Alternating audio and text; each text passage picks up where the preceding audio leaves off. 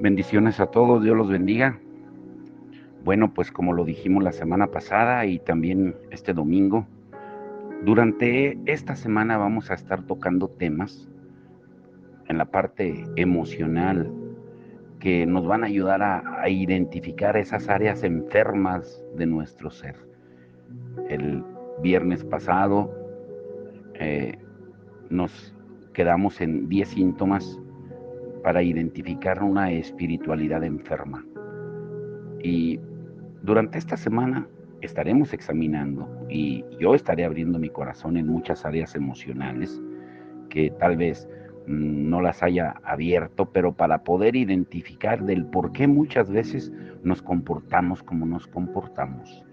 Ahora, desafortunadamente, la iglesia ha tendido o tiene la tendencia a espiritualizar todo, olvidando la parte humana, olvidándonos de que Jesús vino 100% hombre y 100% Dios. Él jamás ocultó su parte humana porque siempre mostró sus sentimientos. Pongan mucha atención, es lo que les recomiendo y les sugiero durante esta semana. El título de hoy es el antídoto para los adoradores enfermos. ¿Cuál es ese antídoto radical para la salud emocional y para una espiritualidad sana también? ¿Cómo traer transformación a nuestros lugares profundos de nuestro ser? Algunos cristianos, en cierta medida, están como frenados, detenidos. Algunos en este preciso momento están perdidos y tratando de encontrar su camino. Otros tienen miedo de extraviarse si permanecen atascados por mucho más tiempo. Y muchos más están perdidos sin darse cuenta. Ahora, el quedarse frenado, ¿qué significa?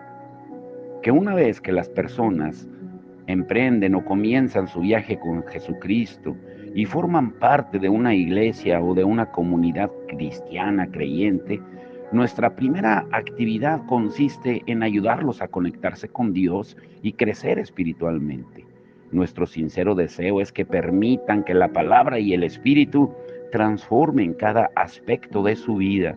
Y en ese sentido, les enseñamos cuando llegan a la iglesia pues asistir a la iglesia todas las semanas para el servicio, la palabra y en algunas tradiciones para participar de la cena del Señor. Tener un momento de silencio durante el día, algunos lo llaman devocional, ¿sí? Preferentemente al comienzo del día, participar en pequeños grupos o en clases del domingo llamado escuela dominical para el alimento espiritual, el compañerismo y el estudio de las escrituras, confiar en Dios, contribuyendo económicamente al trabajo en su obra, dejar que Cristo les guíe acerca de cómo comportarse en el trabajo, el hogar, la escuela y en todas las demás relaciones. Descubrir y usar los dones espirituales dentro de la iglesia y servir en alguna capacidad como ujieres, personas que dan la bienvenida, líderes de grupos pequeños o miembros de los ministerios de la iglesia. Evangelizar, dando su propio testimonio a las personas que no conocen a Jesús, en el sentido de cómo ellos estuvieron ciegos, pero ahora ven, e invitándolos a participar en los eventos de la iglesia cuando sea apropiado, asistir a los retiros, conferencias, convenciones, leer libros, escuchar grabaciones de sermones para seguir creciendo, etcétera, etcétera, etcétera. O sea, todos los pasos anteriores, pueden haber muchos más, son excelentes para comenzar un viaje con Cristo, pero no son suficientes, porque después de unos pocos años, muchos se dan cuenta de que los antiguos patrones de conducta que los alejaba de Cristo todavía permanecen muy arraigados en ellos. Y todo lo que les enseñamos simplemente no basta para combatir esos patrones, porque los llenamos de reglas. Por lo tanto, lo que sí les queda a las personas es una larga lista de cosas de qué hacer y no hacer. 10 nuevas actividades para sentirse culpables de poder echarlo todo a perder. Pero lo que se necesita realmente es la inyección de un antídoto en todos los aspectos de la vida cristiana.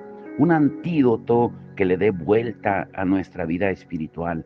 Y hablo de la salud emocional y la espiritualidad contemplativa. Ahorita lo vamos a ver más adelante.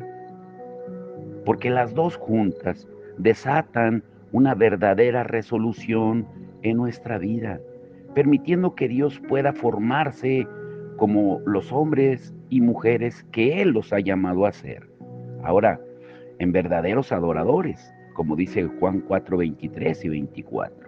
Pero antes de explicar en qué consiste este remedio radical y por qué es tan imprescindible, necesitamos dar un paso atrás para entender por qué es tan difícil seguir a Jesús hoy en día.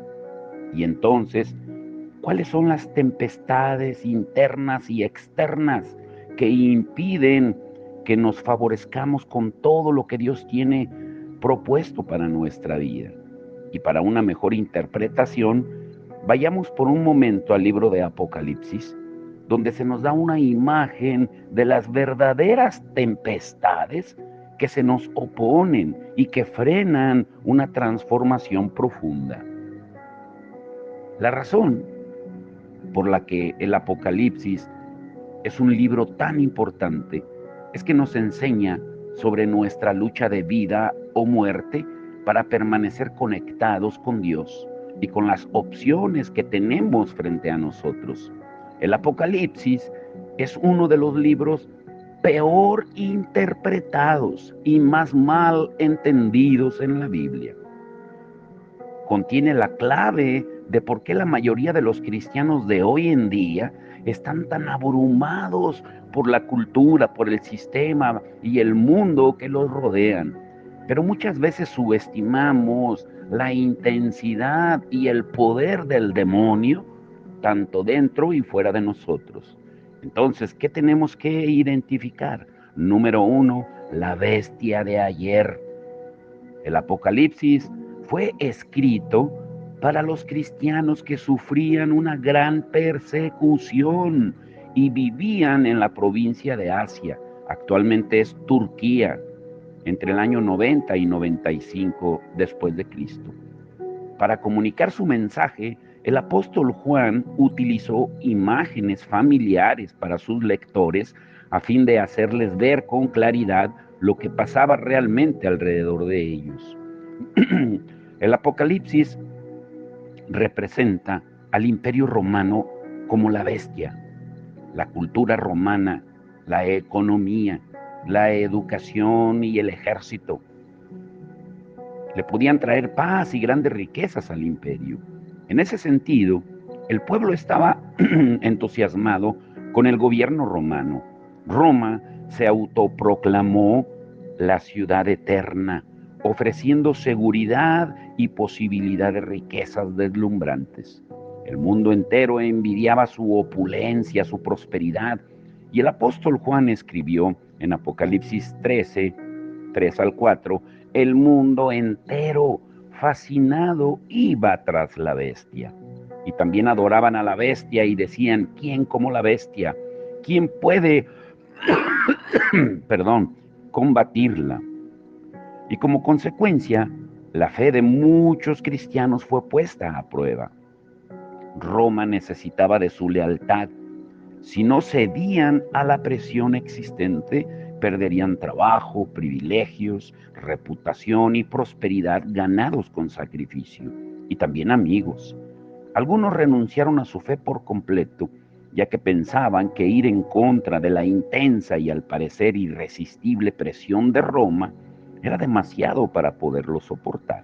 En cambio, otros creyentes trataron de encontrar un punto medio entre los valores de la cultura romana, la bestia, y los valores de Cristo.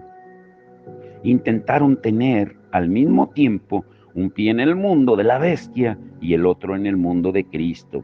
Y simplemente asimilaron la cultura que los rodeaba. Y Dios, a través del Apocalipsis, deja muy en claro que no es posible ningún acuerdo entre Cristo y la bestia. Tenemos solamente dos opciones: o bien comprometernos y dejar absorber por la cultura de la bestia, o salir de ella, como dice Apocalipsis 18:4, testificando fielmente de lo que es verdad con nuestras palabras y nuestro estilo de vida. Otro aspecto del libro de Apocalipsis es que también comprendamos que detrás de la bestia hay un dragón feroz de gran tamaño y con una fuerza impresionante. Y ese dragón representa en el Apocalipsis la activa y poderosa fuerza satánica. En otras palabras, Satanás usaba al imperio romano para impedir por todos los medios posibles que los creyentes tuvieran una relación viva con Jesús. Apocalipsis 12:9 dice: así fue expulsado el dragón, aquella serpiente antigua que se llama Diablo y Satanás y que engaña al mundo entero. Y en el verso 17 dice: entonces el gran dragón se enfureció contra la mujer y se fue a hacer la guerra contra el resto de sus descendientes, los cuales obedecen los mandamientos de Dios y se mantenían fieles al testimonio de Jesús. Esa es la bestia de ayer. Ahora, número 2, la bestia de hoy.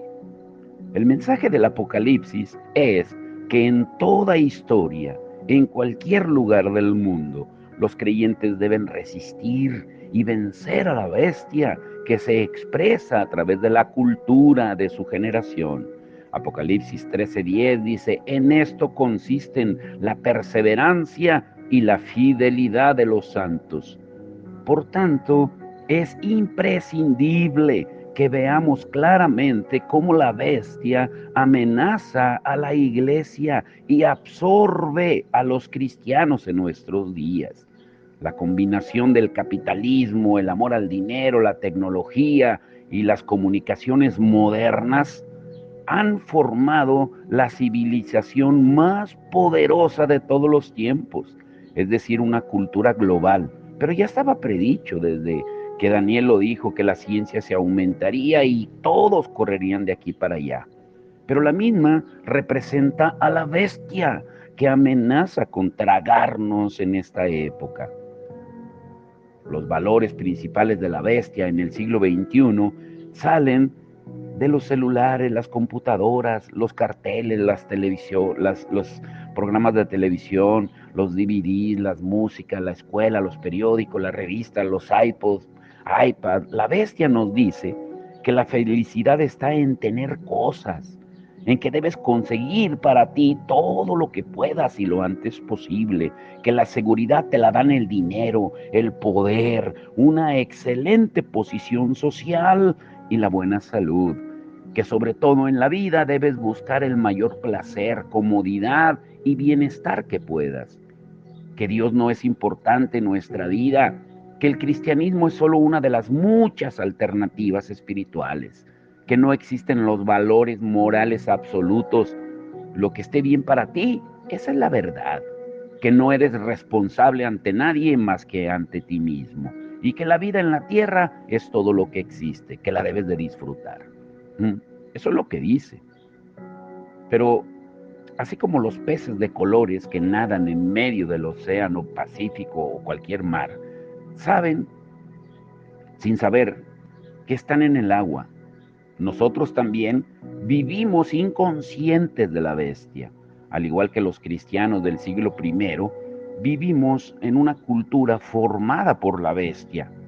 Comemos, bebemos, manejamos, miramos televisión, el celular, películas, vamos a clase, hacemos compras, trabajamos, creamos familias, escuchamos música e incluso participamos en iglesias dentro de una sociedad diseñada por la bestia.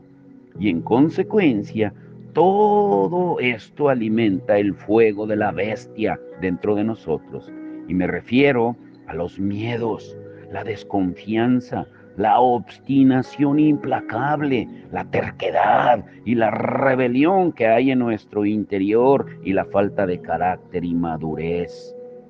El apóstol Pablo tuvo la valentía de mirar su propia miseria interior. Él observó esto acerca de sí mismo Y él decía en Romanos 7, 21 al 24, así que descubro esta ley, que cuando quiero hacer bien, me acompaña el mal, porque en lo íntimo de mi ser me deleito en la ley de Dios, pero me doy cuenta de que en los miembros de mi cuerpo hay otra ley, que es la ley del pecado.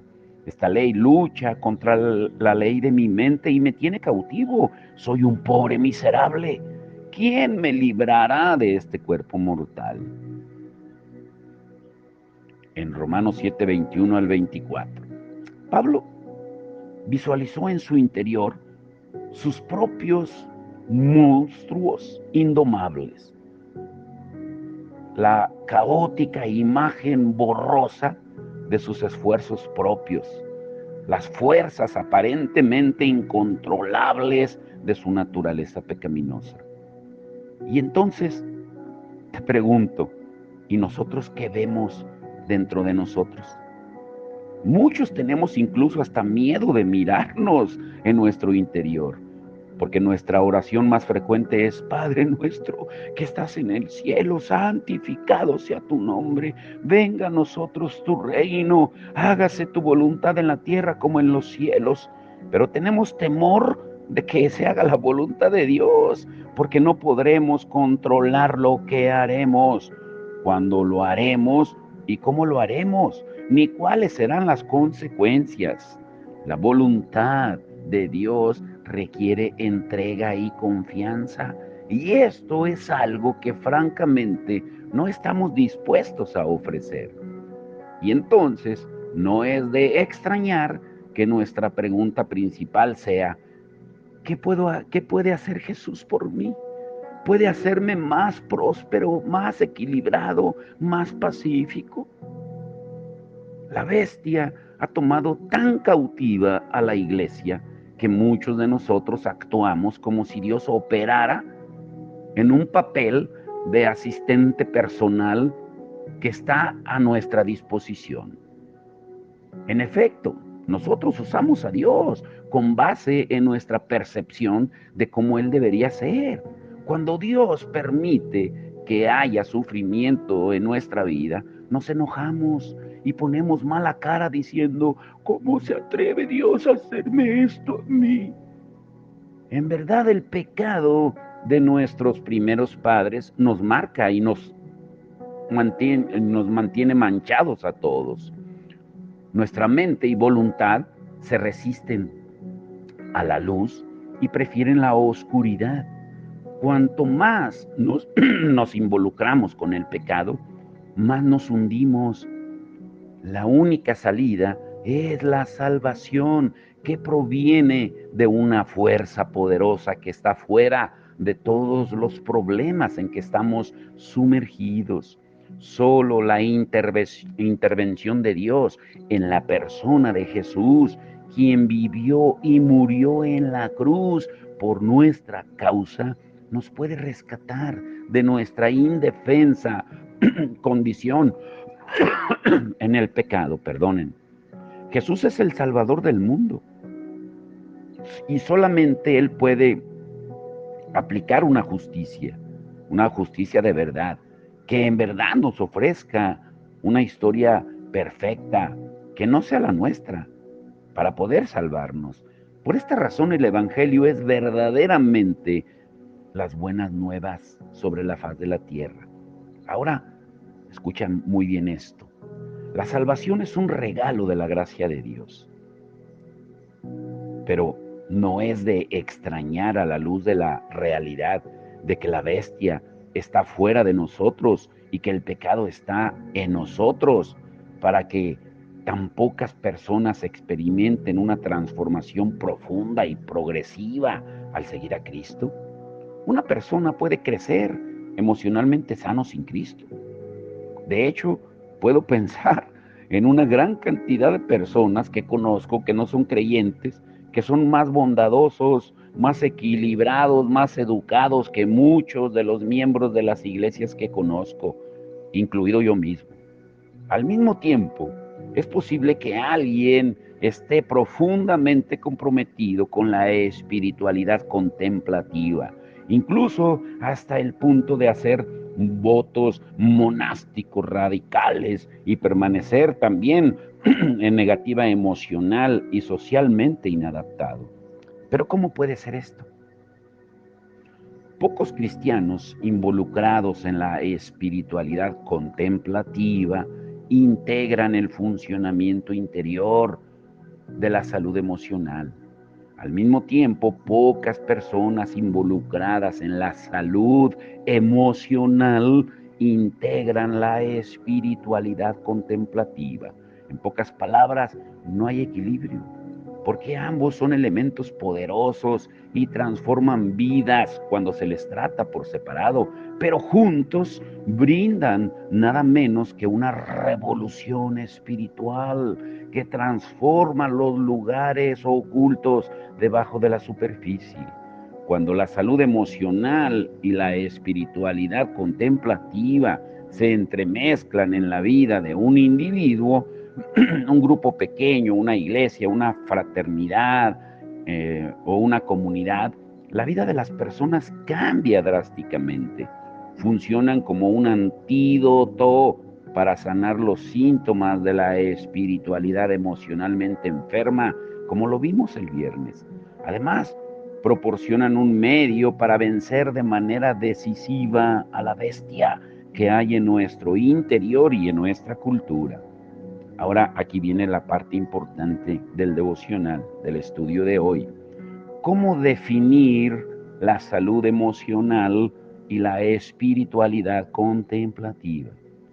Primero, la salud emocional se relaciona con cosas como identificar, reconocer y manejar nuestros propios sentimientos, identificarnos con los demás y tener una compasión activa hacia ellos, iniciar y mantener relaciones estrechas y significativas, liberándonos de las conductas autodestructivas. Ser conscientes de cómo nuestro pasado impacta a nuestro presente. Desarrollar la capacidad para expresar nuestros pensamientos y sentimientos claramente de forma verbal y no verbal. Respetar y amar a otros sin sentir necesidad de cambiarlos. Pedir lo que necesitamos, queremos o preferimos de forma clara, directa y respetuosa. Evaluar de manera precisa nuestras fuerzas, nuestros límites y nuestras debilidades y compartirlas libremente con los otros. Desarrollar capacidad para resolver conflictos de manera madura y negociar soluciones que tomen en cuenta las perspectivas de los demás. Distinguir y expresar apropiadamente nuestra sexualidad y sensualidad y dejar de afligirnos por las cosas sin importancia. Ahora, la espiritualidad contemplativa, por otro lado, hace hincapié, énfasis en prácticas y preocupaciones clásicas como despertar y entregarnos al amor de Dios en toda situación, en posicionarnos para escuchar a Dios y recordar su presencia en todo lo que hacemos. Estar en comunión con Dios, permitiéndole que Él resida, habite completamente en la profundidad de nuestro ser. Practicar el silencio, la soledad y una vida de oración constante. Descansar confiadamente en la presencia de Dios, interpretar nuestra vida terrenal como un viaje de transformación hacia una comunión cada vez mayor con Dios, encontrar la verdadera esencia de quienes somos en Dios, amar a otros, además de llevar una vida de amor a Dios, desarrollar un ritmo de vida equilibrado y armonioso que nos deje ser conscientes de lo sagrado en todo lo de la vida, adoptar prácticas de espiritualidad que sean aplicables en la actualidad, dejar que nuestra vida cristiana se forme de acuerdo a los ritmos del calendario cristiano y no de acuerdo a la cultura, y vivir en una comunidad comprometida con las cosas de Dios y que sobre todo ame a Jesús apasionadamente. La combinación de salud emocional y espiritualidad contemplativa hacen referencia a lo que es que la parte que falta en el cristianismo de hoy. El Espíritu Santo dentro de nosotros actúa para que podamos conocer el poder de una auténtica vida en Cristo a través de la experiencia. Ahora viene la pregunta importante: ¿cómo unir las dos? ¿Cómo unir la espiritualidad contemplativa y la salud emocional? Bueno, hay unos puntos básicos que ilustran muy bien cómo la contemplación y la salud emocional son diferentes y sin embargo coinciden. Y realmente ambos son necesarios para amar a Dios, para amarnos a nosotros mismos y amar a los demás. Ahora trataré de explicarlo esto. Imaginen una cruz y el lado vertical, o sea, hacia arriba, es nuestra espiritualidad contemplativa y la parte horizontal es la salud emocional. Y en la parte de arriba está el amar a Dios, el amar a los otros, y en la parte de abajo de la cruz está amarnos a nosotros mismos. Yo espero que lo hayan entendido. Tenemos que saber que los mandamientos más importantes que dijo Jesús son que amemos a Dios con todo el corazón, con todo nuestro ser y con toda nuestra mente, y que amemos a nuestro prójimo como a nosotros mismos, en Mateo 22, 37 al 40. O sea, la contemplación ha sido definida de muchas maneras a través de la historia. La mirada pura y amorosa que encuentra a Dios en todas partes. La atención amorosa, pura y permanente a las cosas de Dios. Y por esta razón, la contemplación es la línea vertical que asciende hacia Dios y atraviesa la salud emocional. No estamos a punto de experimentar simplemente una mejor calidad de vida mediante la salud emocional, porque ser conscientes del amor de Dios y responder a ese amor, ese es el centro de nuestra vida. Primero que todo, somos de Dios y revelados en Cristo. Al mismo tiempo, la contemplación no trata solamente acerca de nuestra relación con Dios. Es fundamentalmente la manera en que vemos y tratamos a las personas y la forma en que nos miramos a nosotros mismos. Nuestra relación con Dios y con los demás son dos caras de una misma moneda. Si tu contemplación o unión amorosa con Dios no tiene el mismo resultado, cuando interactúas con los demás, pues entonces no es verdadera. Como lo dice tan elocuentemente en Primera de Juan 4, del 7 al 21. Léanlo con calma. Primera de Juan 4, 7 al 21. Y como veremos, se trata de ver a Dios en todos los aspectos de nuestra vida. La salud emocional, por otro lado, trata principalmente de amar bien a los otros y a nosotros mismos. Nos conecta con nuestro espíritu y hace que sea posible ver y tratar a cada individuo, cada persona como digno o digna de respeto, que han sido creados a imagen de Dios y no solo como objetos para usarlos. En consecuencia, conocer que está aconteciendo lo que está aconteciendo dentro de nosotros es indispensable para la salud emocional y para amar bien a quienes nos rodean. De hecho, el grado en que nos amamos y nos respetamos a nosotros mismos es el grado en que podremos amar y respetar a los demás. Al mismo tiempo, la salud emocional no se refiere solo a nosotros mismos y a nuestras relaciones, sino que repercute también en nuestra imagen acerca de Dios, en la manera en que escuchamos su voz y en nuestro discernimiento de su voluntad. Ahora, te quiero dejar con esto pensando para el día de mañana. Escúchalo bien, ¿eh? Esto te va a abrir un panorama también. La salud emocional y la espiritualidad contemplativa ofrecen 3 dones primarios, básicos.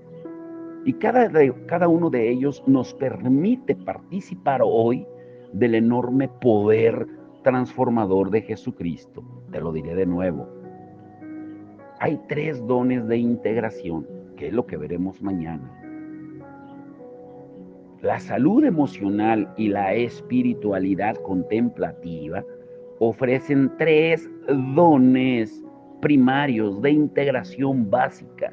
Cada uno de ellos nos permite participar hoy del enorme poder transformador de Jesucristo. ¿Y cuáles son esos dones? Son, número 1, el don de ir más despacio, desacelérate.